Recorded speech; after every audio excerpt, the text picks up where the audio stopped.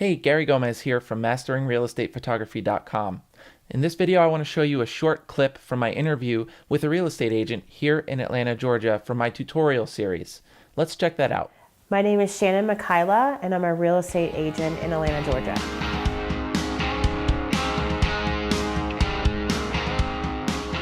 That's really great. I was wondering, when you sit down with a home seller who's thinking about listing their property, you're probably in competition with other agents. Oh yeah, absolutely. And what do you put in front of them? What do you talk about? What do you show them to help convince them that you're the right person to hire to list their house? So no matter what, you're competing against somebody. I mean, if you think you're not, you are. You can go into any restaurant right now in Atlanta or any coffee house, say, hey, is anyone in here a real estate agent? And someone's going to raise their hand. There is a real estate agent everywhere. Mm-hmm. So you have to, no matter what, even the person's your best friend, you need to always have a presentation that you're putting forth. And before there was you're able to post everything on a website or put everything on your Instagram.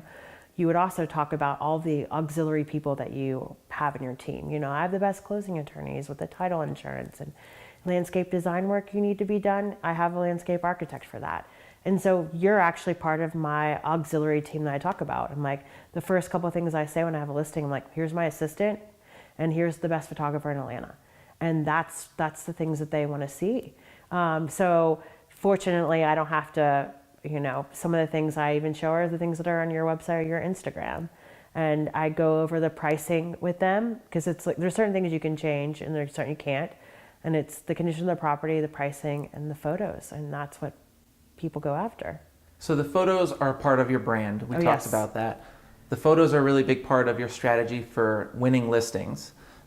So I'd like to ask you, what do you think makes a good photo? What qualities are you looking for when you decide whether or not photos are good enough to use for your listings and to put on your website and represent your brand?